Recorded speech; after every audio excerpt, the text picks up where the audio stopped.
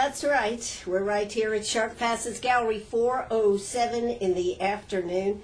Gracie's decided she's going to help me interview this afternoon. We have Tobe Fierson with us. She is the admissions director over there at Erskine. How you doing today, Tobe? I'm doing very well, Ann. Thanks for having me in the studio. Absolutely. So, understand you were driving up and down the road, and you were here, but you didn't know you were here. That is correct.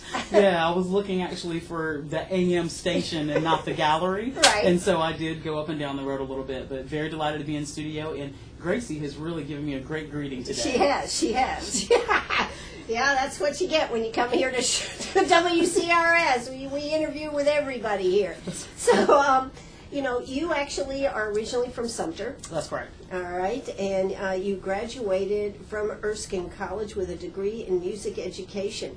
So what did you do after you graduated? Absolutely. After I graduated, I actually headed to the big city of Abbeville. I had to take a step up from due west. So no, I headed to Abbeville and continued some work that I was doing with a local congregation there. It was called Washington Street Presbyterian Church. Mm-hmm. And after my degree, I served as their music director while I started my first year as an admissions counselor at Erskine. So you were doing two things. I did the two for about 7 years. And then I started having the opportunity to move up into leadership within admissions and decided that it was going to be too hard to balance between the church work and admissions. And so now I'm just doing the recruitment over at Erskine and enjoying that for sure.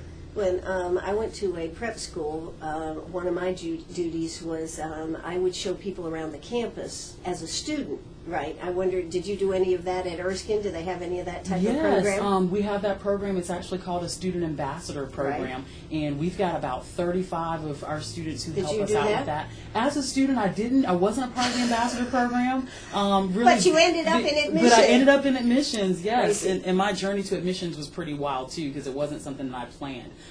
But I could definitely see where there was a bigger plan going on, and I'm so glad that work found me, and now I feel like I know what I'm doing a little bit, so I've been excited to be able to be with the institution for so long, for sure.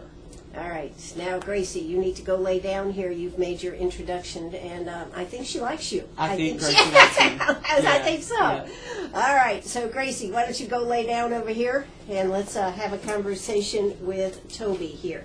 So, this is an exciting time of the year for Erskine College because this is the date that, what'd you tell me, May 1st? They have to make up their decisions. That's right. In terms of students who are trying to enroll there next fall, their financial aid packages, as they are right now, are secured up until May 1st. We have had a few calls saying, am I going to lose all of my scholarships by May 1 if I don't know yet where I'm going? And I'd like to tell your listeners that that's not quite the way it works. But after May 1st, we do have the opportunity to adjust the award if necessary. Say, for instance, we've got some other students who are saying, well, yes, I would like to come, but I just need a little bit more aid. After May 1st, your packages are no longer secure, and so we could start to shift some things around. So all of you listeners, if you're our prospective students, we want to get those enrollment fees within the next 2 days so you guys can come to Erskine next year with the aid that we've already made available to you.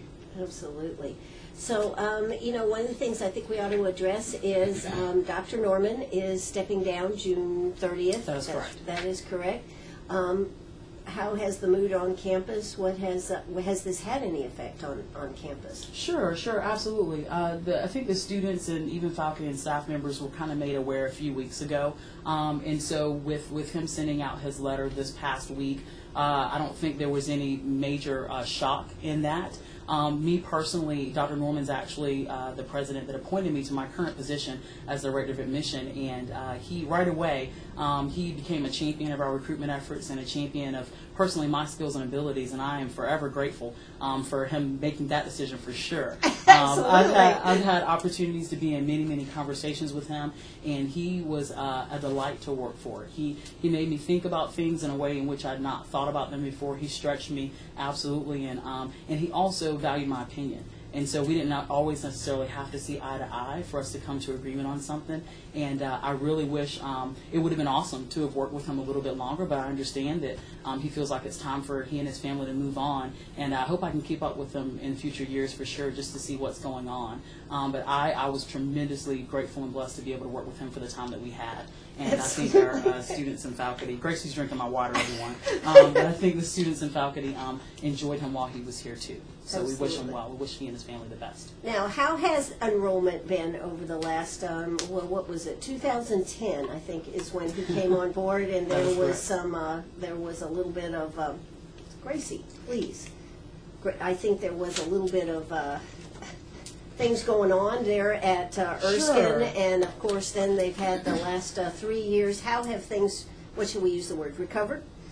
Things are on an upswing, is Right. how I would say that. Things are definitely on an upswing. The thing with college admissions offices in general, and not even unique to Erskine, is sometimes those tend to be places with a vast amount of turnover year by year, where people are either moving on to other careers or going to that next institution that's given them another opportunity, and we've seen our fair share of that as well. Sure. So what I would say for the last 2 years that's going on within enrollment or within admissions is we've been able to have the same person in the director's chair. I did do an interim stint last year, so I was the interim director last year and then became director this year, and we started building some processes and procedures that we thought would lead to a growth in enrollment.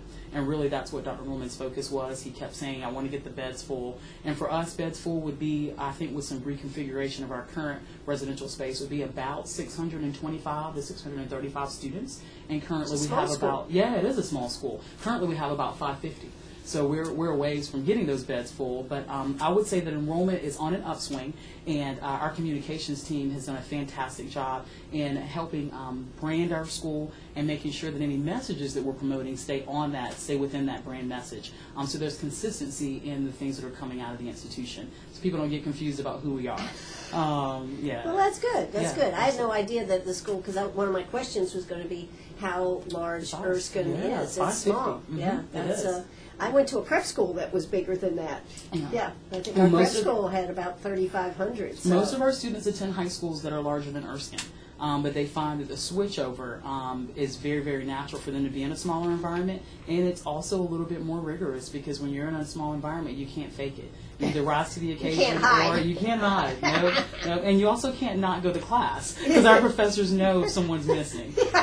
Okay, we got 10 or 12 here in the class. Who's out today? There it is. Absolutely. You are right. Well, this is going to be an exciting time to be talking about what's going on at Erskine, what some of the different programs. We've never had somebody on from Erskine, so it's a good time of the year to do this. We certainly are glad that Tobe Fierson is here with us today. Now, when you were growing up, I always ask this question. What did you want to be when you grew up? Oh my goodness. It evolved. I think it changed. But upon coming to Erskine, I guess the last few years of high school, I knew that I either wanted to be a coach, which I'm athletically inclined but not gifted. So athletically inclined but not gifted. I like that. I knew I wanted to be a coach, or I wanted to do music. I'd grown up doing both. I've done athletics and music my entire life. And Mom was definitely, and Dad, they were definitely pushing for the music. And so Erskine gave me that opportunity as a senior in high school. I came and auditioned for a music scholarship. And actually at the time, I was going to be a physical education major and minor in music. And upon that audition, they learned that I was a percussionist. And currently there were no percussionists in the school orchestra.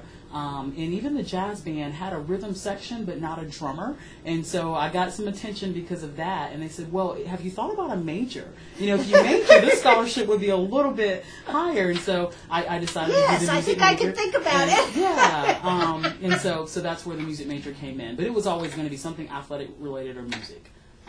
Well, that's interesting. You could be a drummer and work with a tennis team or something like that. There you go.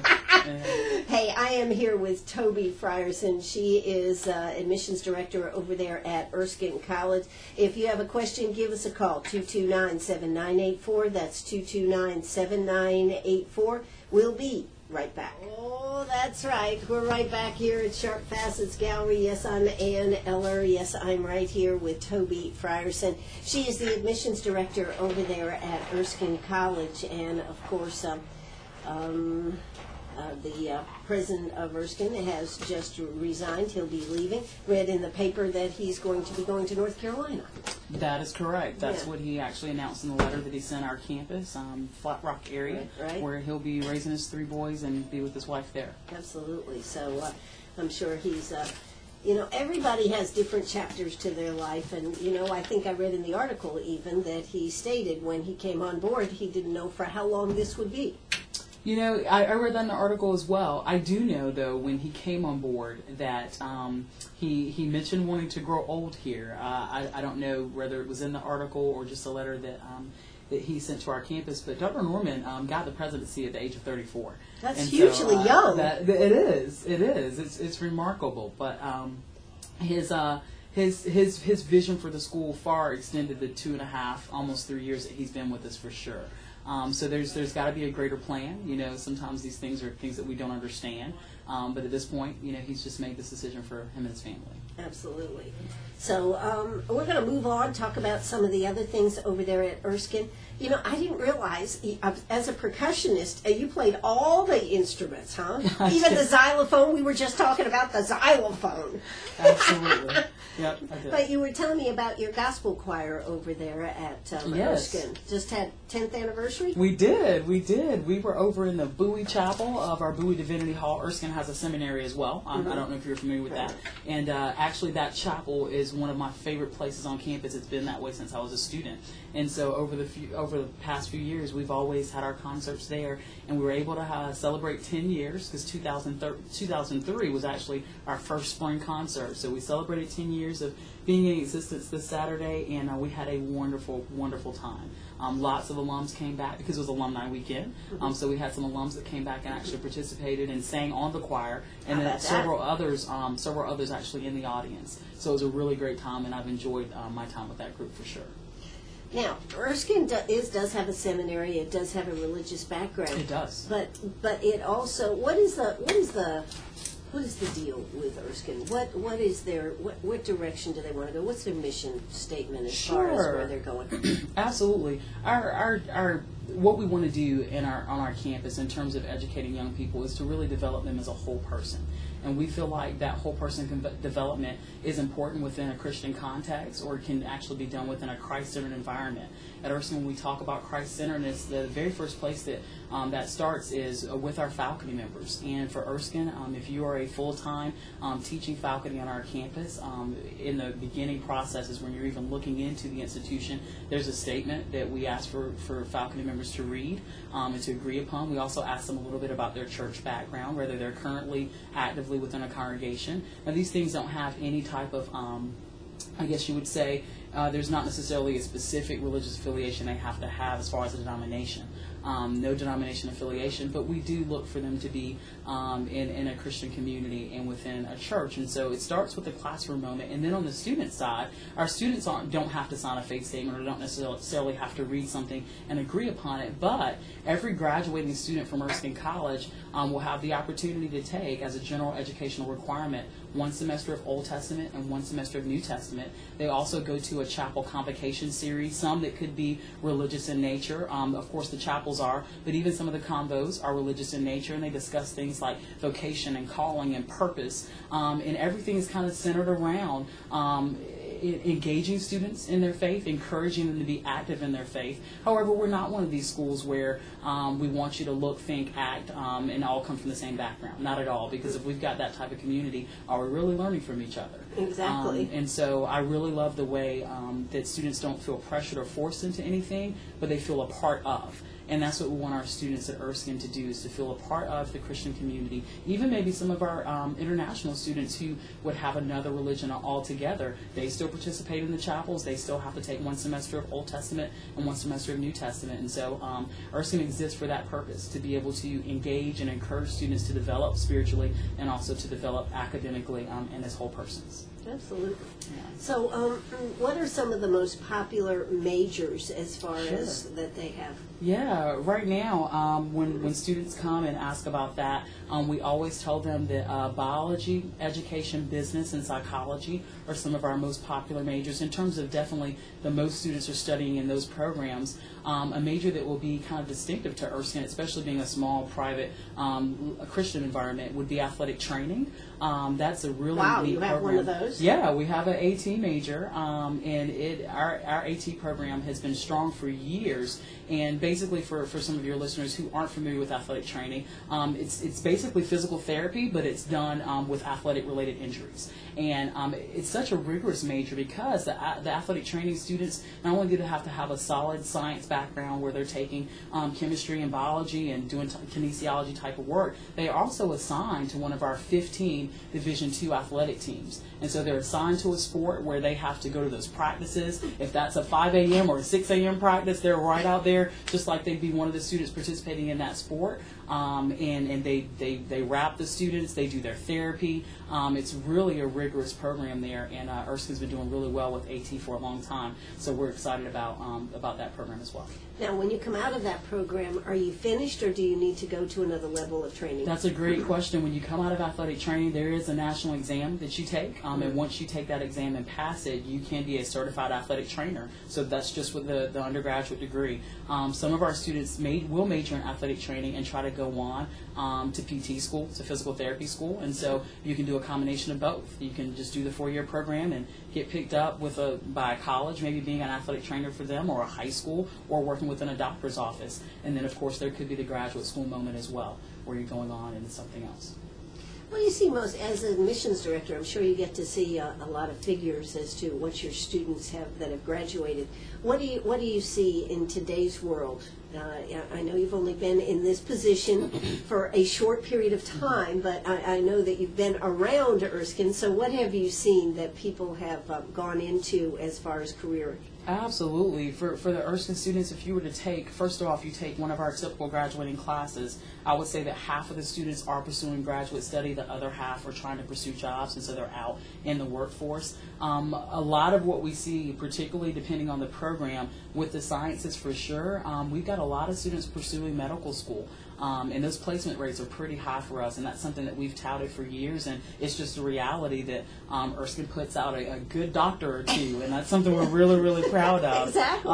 In other graduate programs and other areas of study, we're seeing students go through a wide variety of things. In the education department, we've seen 100% placement rates from our students who are going through education, getting those teaching jobs, which we know are harder and harder to get each day, especially in the public school setting where they're doing so many cuts. So we see our students being successful. We see alumni plugging in and reaching back and picking up some of these students within their companies and providing opportunities, even while they're still students, to start getting some of that hands-on experience in an externship or an internship moment, so those job opportunities are waiting for them when they graduate. Well, that's pretty amazing that you have your alumni coming back and helping, giving a hand up and a hand out to these students. That's right. Absolutely. That's something that going to a small school you would just think would be a given, but it's not always. In Erskine, we do see that, so that's been really, really good. Excellent. So when you talk about one of the things I was reading that I was kind of amazed that all the students have to live on campus now. That is correct-ish. Correct-ish? Yeah, correct-ish. We have a 4-year residency requirement. However, there's always, the special circumstance or the exception if a student needs to write a letter. Of course, if there's a medical reason why a student doesn't need to have communal living, they can go through a process where they fill out some paperwork and they speak to the student deans about that. However, when the recruiters are out on the road, when I'm speaking with families, we absolutely promote Erskine as a 4-year residential school. That's one of our distinctives, actually. And what that means is basically we have 3 residence halls for men, 3 residence halls for women, and that residential moment absolutely will grow you within a 4-year period. One, because Erskine actually is not a campus where you've got these apartment-style living, and so you go in and there's going to be your kitchen and your living room, and then you've got your own bedroom. God. It's very much you walk in and there's two beds and there's furniture and there's desks. It's a roommate situation.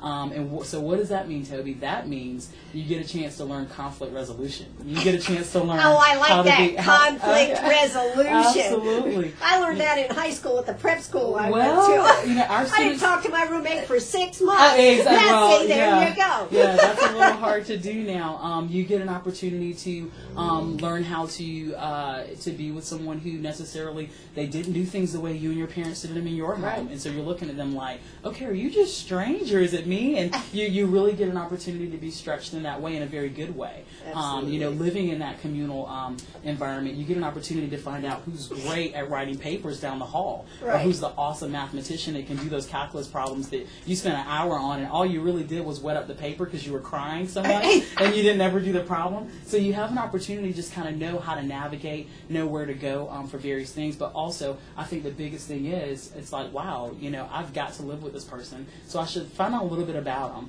And then along the way, we do develop really strong relationships at Erskine. I love hearing stories either from our current students or from the alums about how their roommate became their best friend, or their group of friends at Erskine, they get together every summer and they do a weekend away. Those are very common things that you hear amongst the Erskine students and the Erskine family. That's terrific. Well, we are here with Tobe Fierson. We are going to hear South Carolina news. We're going to join them in progress, and we're going to hear a word from our sponsors, and then we're going to be back. Hey, if you've got a question for Tobe, don't hesitate to pick up that phone, 229-7984. That's 229-7984. Arg, are you a pirate or a pack rat? Do you have a vacation of a lifetime sitting in the attic? Or a college tuition hung on a wall? Or is a fabulous retirement hidden in your jewelry box? Bring those items to Sharp Facets Gallery. We can establish value and buy from you or sell for you. And so ends another chapter at Sharp Facets Gallery, 72 Bypass, and on the web, sharpfacets.com. Oh, that's right, folks. We're right back here at Sharp Facets Gallery. I tell you what, Gracie has definitely taken to Tobe today. I will say this. She is fascinated by you, Tobe, here. Oh, boy. But, God, as a private school, I was looking at just some of the tuition costs. Sure. Just the tuition is $28,000, and you said then that if there's room and board and all this. That's right. What type of student is attracted to come to Erskine? A Good. well-to-do one? Yeah, no, that's a great question. No, our students, we certainly have some of those, but honestly, the students that are attracted to our campus are typically students who take their academics pretty seriously, and so they're doing well in high school. And the majority of our students are from South Carolina, and so if you know anything about the South Carolina lottery program, that Sure. has brought in a lot of money for students to actually have scholarships for the state of South Carolina. So honestly, after a student who I would say roughly has a high school 3.0 and an 1100 on the SAT or a 24 on the ACT, after they get scholarships from the state, and then with the scholarships that Erskine is able to provide, because we do have an endowment that we're able to set up a scholarship program from, students are roughly paying, I guess, between $10,000 and $15,000 out of pocket, as opposed to the $40,000 that might be our posted cost. So really, the type of student that's attracted to us would be a student who is strong in their academics, students who are involved in their school, be that athletic involvement, or if it's clubs and organizations. I mentioned that I was a music student. We have a lot of those coming to school as well. And the neat part about Erskine, especially as it relates to, I just mentioned music, we have a lot of students that will come and say, for instance, you major in biology, but you're a part of the school choir, or you're majoring in business, but you're a part of the school choir, or part of the Symphonia, which is our orchestra. Being in a liberal arts setting, you don't necessarily have to specialize. It's okay for us to do a little bit of everything. And what's so phenomenal is we've got professors who fit that mold as well. They're very much teaching professors. There's one I'm thinking about in particular. He teaches in the psychology department, but he's also a chef. And has had training in that area. And so it's just neat to be in an environment where the faculty and staff embodies what we're trying to get our students to pick up on, which basically is that it's okay to be a lifelong learner. Learning does not stop after you get that degree. I think everybody has come to that conclusion today. Yeah. Well, you think so, but there's still, there's such with the economy the way it is, there's such a focus on jobs right now, and I don't want people to lose the value in a liberal arts education, saying, no, I need to be trained to do X, because if I'm trained to do X, then I get a chance to promote myself as a blank, and I'll get that job. That's not our message. Our message is, I need to learn how to think. I need to learn how to discover myself. I need to learn how to defend my values. And what are my values? I need to learn how to, because when you come to college, you basically have your parents' set of values. Sure. Students have an idea, they have a clue, but we're also easily persuaded. And in a place like Erskine, we give you opportunities over and over and over again with how we're structured, with the smallness of the environment, with how well we know you, to figure out, and what is it that you want to do? Who is it that you are? Because I really don't think you want to do that. I think your parents want you to do that. And so those are things that we are able to dig So really you're deep. rebel rousers over there. Sure, maybe. But yeah, so the way I would speak to the type of student that comes to Erskine is the student who wants to be involved. Students do not come to Erskine because they want to hide. There's actually no place that you can hide on our Right. campus. We're not just going to know your name, but we're going to know a little bit about your story. And if that, unfortunately, has been a bad story or a tragic story, we're built to where someone's going to see that, and they're going to extend a hand. Now, it's not all intrusive or we're getting in your business, but we're going to extend a hand for sure and either be able to walk with you or perhaps pull you out if it's so rough for you. And I've been attracted to the institution since I was a student, and I'm just so glad to be back and serving in this capacity. And you're right, we've had some challenging years over the past few years, but our best days are ahead. They really are. And it is a Presbyterian-based school, is that It correct? is. We're affiliated with the Associate Reformed Presbyterian Church, and that's actually the church that founded the school. But the neat part about being affiliated with the ARP and being able to exist as a Christian college is that's not necessarily a requirement that our students have to be from that denomination. It's actually a small denomination, and I would say about 6 to 8% of our student body is actually from the ARP.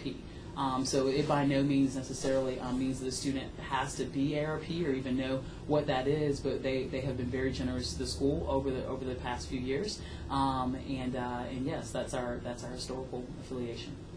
And I think it's very interesting talking about the history is that it actually started as a man's seminary school, correct? It did. It started in 1837 as a seminary. The ARP wanted to train their ministers.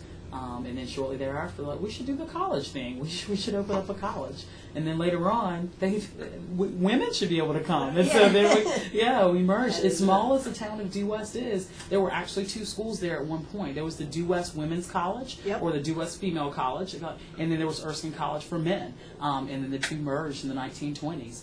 To form our current institution. And mentioning Due West, we haven't really talked about the location much. That's something that's always fun when we're on the phones, especially when students are coming from well away from South Carolina, but even some students in the state, they don't know what Due West is or whether we're talking about a direction or a location. Exactly. When we say, we're in Due West, and is that where I travel or is that the actual town? And it's a delightful town. We like to call it an academic village. The neat part about Due West is the students have the run of the campus and the run of the city. They walk everywhere. Wait a minute, they you skateboard. just called Due West a city. I did call it a city. It's actually a booming metropolis. Booming metropolis. Okay. I haven't been there in a while. I guess I've missed it. You missed it. You should come back. How many residents do there in Due About West? 1,200. About 1,200. Yeah. Okay, his definition of city just got smaller, folks. What is Greenwood, South Carolina, then, Toby? That's a good question. It's a huge city, and That's if you a call good 1,200 city, yeah. Sure, absolutely. But, and of course, over there in Due West, you have a huge mineral deposit of amethyst.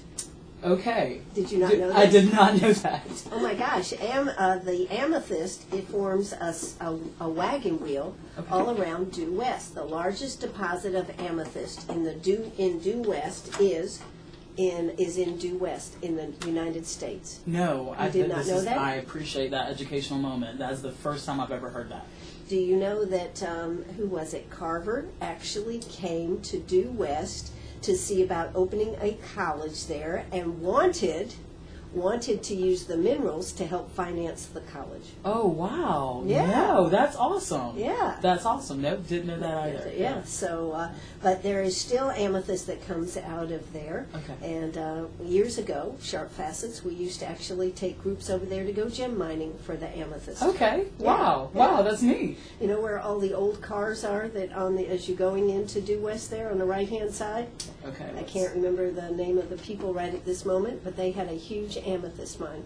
Okay, I wonder if that's right off of Ellis Road. Yes, the Ellison. Okay. Ellis, the Yes. Ellises. Yes. Okay. All right, Awesome. they own Okay. it. Now I know. Yep. But it actually forms a wagon wheel that goes around, and there are spokes of the amethyst coming out from there. Okay. Okay. Great. Cool stuff. Great. Huh? That is very cool. There is a 50-pound crystal from in the Smithsonian from Due West, one in the Natural Museum of History that's from Due West. Y'all ought to check this out and be proud. We really ought to. I need all of your talking points after we get done. It sounds great. Yeah. All right. Well, we are here with Tobe Fierson. She is from Due West Erskine College. She's Director of Admissions. We're going to hear a quick word from our sponsors, and we'll be right back. We're back here at Sharp Facets Gallery. Gracie has made quite an impression here today with Tobe. In fact, she was just sending a picture back to her staff back there in Erskine that are listening on the web, I'm sure, on our stream. And you can always tune us in at WCRS 1450am.net and then click on, and you can listen to it with your smartphones too. There's an app for that. We even have apps to download. So check out all those possibilities. But Tobe, you know, we're going towards the top of the hour here, and I just wondered, futuristically, what do you think the vision for Erskine is in the coming years? We were talking about the diversity of your cabinet that actually runs the school on a day-to-day basis.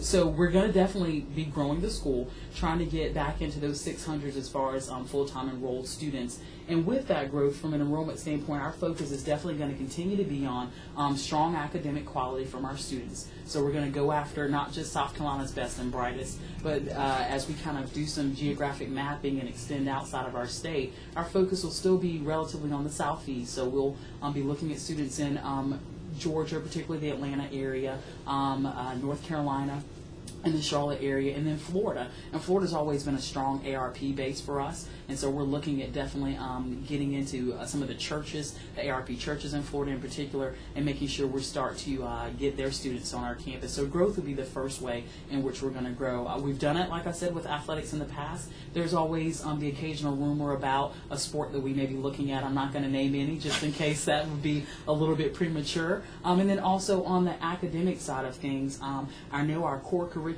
just had a review here 2 weeks ago where they voted on some curriculum changes, and so we're going to be looking at not necessarily the addition of majors, that's a part of it eventually, but also just some ways to tie in a lot of discussions that we've been having about vocation and calling, how these young students can not just think about the job that they want to do, but what is it that you naturally gravitate towards? You know, what is it that if you woke up every day and you had to do that thing, that would just make your heart leap and it would just thrill you? We really want to be able to, especially within that first year for students, to drill down, figure out what those things are for them, and then how does that translate into a major for college? How does that translate into what you're majoring in? And then how does your college major translate into what your career path will become? And for me, I majored in music education, and I walk into a college admissions office every day and recruit students. But I also You're have in that sales, skill with Tobe. I'm in sales. You are in sales. I'm in sales, and it's funny that you mentioned that because a part of the Erskine appeal, I think, for students who have raised their hand and said, "Oh my gosh, I'm so comfortable there. I want to go to that school. I feel like I'm going to be successful there." For part of that appeal is we don't feel salesy. Our office doesn't. If you were to call one of our recruiters right now, one of the admissions counselors, or anyone within our office, it's going to feel like a presentation of who we are, and then we're going to kind of put some cards out there. We're going to show them their wonderful financial aid package and say, "Hey, do you want to come be a part of what we're doing at Erskine College?" There's nothing that kind of feels pressured or forced, and that goes back again to just the environment itself. We're out there in the academic village of Due West, South Carolina. And again, I did say that our best days are ahead because I absolutely believe that. And we're going to celebrate 175 years in 2014. We're going to have our 175th anniversary. That's and I think huge. that is huge, and God has sustained us this far, and He's going to sustain us into the future. And so we're excited about what that's going to look like. So I think there'll be growth in the academics and growth in athletics, and we're going to grow enrollment as well. Absolutely. Now, one of my questions is, do you do classes online? For our undergraduate programs, we do not. Okay. We do have online programs in our seminary, but not within the undergraduate. We're very, very much holding on to a very traditional residential four-year college, which those are becoming less and less as you look around. Absolutely. So we're holding on to that. But we're doing well, especially within the rankings. And I know we didn't really talk a lot about that yet, but Forbes actually comes out with a college ranking. And among CCCU schools, and that stands for Christian Colleges and Universities, among CCCU schools, we're number 3 in the nation. In the nation? In the nation, yes, ma'am. Right here in Due We're West? Right here in Due West, exactly. That's huge. The place that people can't seem to find. But that is huge. And even talking outside of the CCU, if you just did South Carolina colleges in general, we came in 5th on that for just colleges in South Carolina. And so we're extremely highly ranked, and that has everything to do with our talented faculty, the wonderful administration there, and our students. Our students just make us look wonderful because they're such solid individuals, and they're just multi-skilled and learning more and more each day, and they make us proud. Yeah, and it is amazing for a small school how much athletics you actually do have there. That's true. Yeah, it is. It is. I And mean, again, usually that's a bigger college that has that pull. That's the case. Also, the athletic conference that we're associated with is called the Conference Carolinas, and we do have schools in the Conference Carolinas that are similarly sized to Erskine, and they have roughly about the same amount of sports that we do. So on the Division II level, you do tend to see schools having, I guess, 10 to 12 sports. We have 15, so we're kind of right there in the mix. That's great. Let's see, in your basketball, who's the women's coach? Women's coach is Russ Gregg, Right. and men's coach is Mark Peeler. So you've got some good coaches over there for the basketball. You've got good coaches all the way down the line. Absolutely. And now the business department over there, it has been revamped. It has. And can you tell us a little bit about that? Yeah, it has. Earlier on break, you mentioned asking me whether I knew Tony Santella Exactly. and Chuck Emery, because apparently they did some work with your station with some of their business students a few years ago, and we did have those guys on board with us. They're no longer at the institution. We now have a kind of a new regime in, and they've hit the ground running, I guess, for the last 2 or 3 years or so, taking a little bit more of a theoretical approach to business. They still do the projects, but not necessarily at the level that Tony and his team were doing them. But the students, that's still one of our most popular majors, and students are getting those internship opportunities and externship opportunities and doing very, very well. But the department has changed a little bit since Tony left. Yeah. And then, of course, I guess we ought to address your master's programs. Yes, ma'am. Right now, our main campus for the Due West Theological Seminary is still in Due West. However, our Columbia campus has grown tremendously over the past few years, and I guess because Columbia is a larger area, when students figured out they had the option of, I don't have to drive to Due West, I can just take classes here. So we've seen Columbia have a tremendous amount of growth, and students can not only get one of 4 master's programs at Erskine Seminary, but we also have the doctorate. We have the doctorate of ministry that students can complete there as well. And so if there's any students out there who are thinking about a master's or either a doctorate of ministry, they can come on to Erskine Theological Seminary, and feel free to check us out online for those details. Now, where do they go to check you out online? www.erskine.edu is how you can check us out. And so we are looking forward to getting to know some of your listeners. Absolutely. Well, we talked a little bit about the history. We've talked about a little bit about everything here. But Tobe, what would you like for everybody to know about Erskine? Because, even though Erskine is so close, it's due west, it does seem like another world, doesn't it, sometimes? It absolutely sees like another world. And I think for those of us who are fortunate enough to be a part of the community, we would perhaps even tell you it is another world.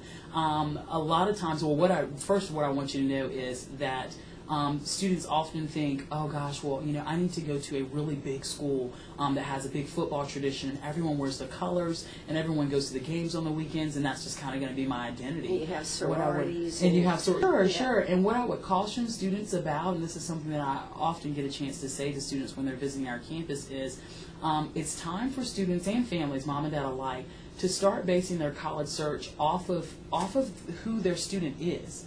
Sometimes you miss that, you know what, little Johnny is going to get lost in the 25,000. He's not going to know how to plug in. He's not going to know how to navigate. So maybe we should look for something a little different for him. Even though, grandfather, great-grandfather, and everyone had this large public school experience, and he grew up going to all the ball games, but maybe that's not the right school for him. So the first thing I would say in regards to choosing a college and looking for a school is families really need to start looking at their student and start seeing, what types of environments do they thrive in. If they get clammy and really nervous when they're in the middle of 15 people, then they shouldn't go to a school that has 15,000. And so for the small college, what I would say to you is you're not going to be missing out on anything, but you could perhaps be getting more. Because a smaller setting is going to be more demanding. You have to show up. If you lay out, someone's going to ask why. Doesn't mean you can't skip or you can't miss it, but you're going to have to answer for it. And so I guess the word accountability would come up, that in a smaller setting at Erskine, there's a lot of accountability involved. Again, it's a place where you can't fake it. And it's also a place that has staying power. Erskine's been around for 175 years next year. And that's because a lot of good things have been happening there. And there's a lot of faithful individuals, faithful in regards to their faith, but also just faithful to the institution as well. We've got several people that, actually I was at a faculty and staff banquet, and we had folks that got recognized for 40 years of service, over 40 years of service, 30 years of service, 20 years of service. It's a place where people come and stay. It's a hard place to get away from after you've been there and after it's affected you, because you want to see the school do well, and you want to keep seeing the amazing students that come in and out of there every year. So that's what I would say about Erskine College. Check us out. Come on to Due West, South Carolina. We'd love to meet you, love to show you what we're all about. And we do understand that we're not a place for everyone, but for the folks who fit what we're looking for and who fit our mold, they come and do tremendously well, and we're very proud of the institution. And I'm thanking you for this time today. Absolutely. One of my other questions would be, do they get too sheltered? I mean, that's good. That's really good. It's really, really funny. Little confession moment here. Good. I love this. Oh boy. I don't think I knew that I was sheltered, which was really strange. And I watched TV. I didn't have like major restrictions on TV, and I think I had a normal friend group in high school. But when I got to college, I actually saw things for the first time and heard conversations for the first time that I didn't hear at my home. And I was like, wait, Toby, maybe you were sheltered. And so there were things going on around me that were new to me. So, no, I think some students come there sheltered, but after they get to college is college. Yeah. And even if you're in a small town, and even if you're in a Christian environment, there are just still certain elements of college that students will experience. And what I would say about being at a small school or being in a Christian environment is it does sometimes make you think twice about what your own personal decisions would be, and how do you address something that you know may be potentially harmful to someone or someone else, and will you address it? This is WCRS right here in Greenwood. Go ahead, Toby. I just had to say that at the top of the hour here. Yeah, no problem, absolutely. But yeah, you were just saying, how does Erskine make you sheltered? And I think if you take every big category of when you're in college, this may happen. I think on a smaller scale, those things happen at Erskine. So the great things and then the things that students need to learn to overcome or deal with in life. We absolutely can prepare our students for the world outside of Due West. We can. I don't think they're missing or lacking anything, like I said a little bit earlier. That's terrific. Well, it certainly has been a pleasure, Toby, to have you here today. Tobe Fierson is the Director of Admissions at Erskine College. Thanks so much for coming out today, and we'll look forward to having you back again. Absolutely. Thanks, Ann. Take care. All right. This is WCRS right here in Greenwood. Bye-bye, everybody.